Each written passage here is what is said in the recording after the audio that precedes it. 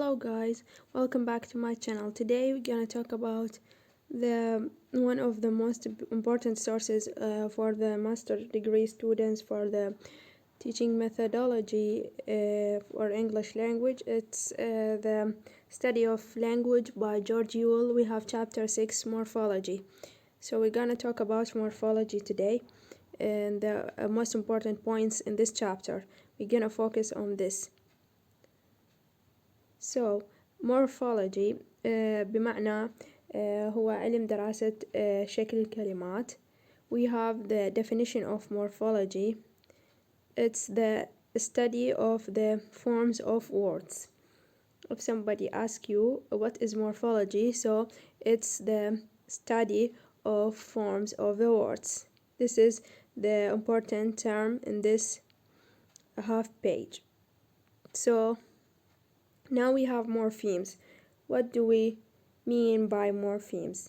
Morphemes definition here. So morpheme is a minimal unit of meaning or grammatical function. المورفيمز هي الأصغر وحدة التي تمتلك معنى أو لها وظيفة نحوية. We have two types of morphemes. لدينا نوعين من morpheme: free morpheme and bound morpheme. free morphemes المورفيم الحرة المستقلة بحد ذاتها, and bound morpheme المورفيم المقيدة.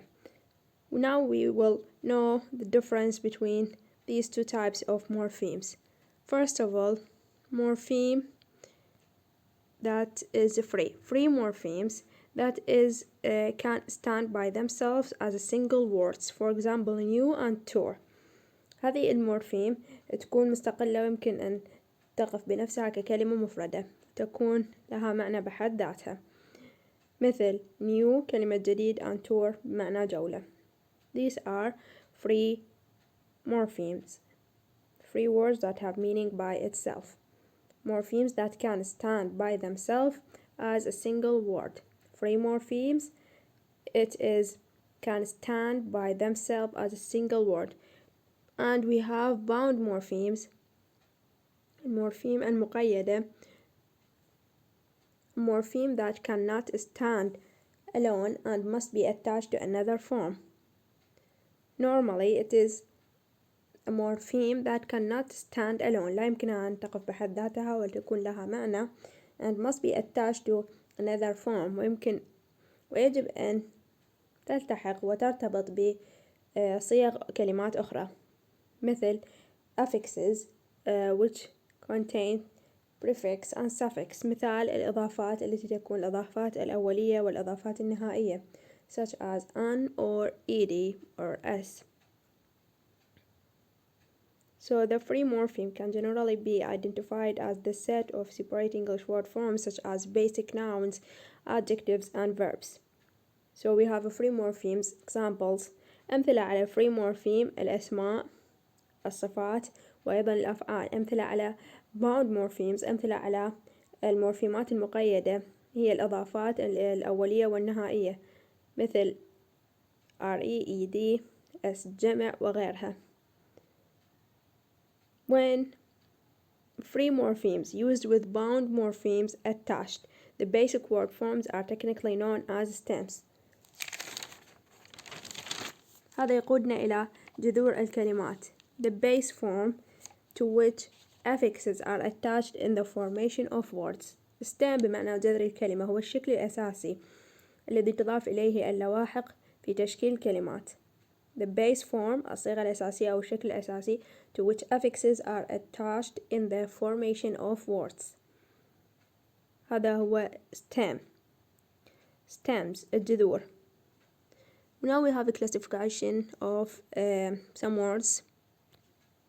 Under unaddressed, we have an, it's a prefix, it's bound morpheme. We have address, this is a free morpheme, this is a stem. We have ed, this is the suffix, it's bound morpheme that attached to address, which is the stem. We have the word carelessness, this is a noun. We have care, this is the stem, a free morpheme. We have less, it's suffix, which is bound morpheme. We have ness, it's a suffix, which is bound morpheme also. So we have some words like receive, reduce, and repeat. We can identify in the bound morphemes re at the beginning, but the elements receive, use, and beat are not separate word from forms and hence cannot be free morphemes. So these types of forms are sometimes described as bound stems. هذه هي الجذور المقيدة حيث يمكن وصفها بأنها لا تمتلك معنى بحد ذاتها. So this is the part 1 of the morphology chapter. After that we're gonna to discuss the lexical and functional morphemes. So stay tuned and watch the other parts to wholly understand this chapter with me. Thanks for listening. Goodbye.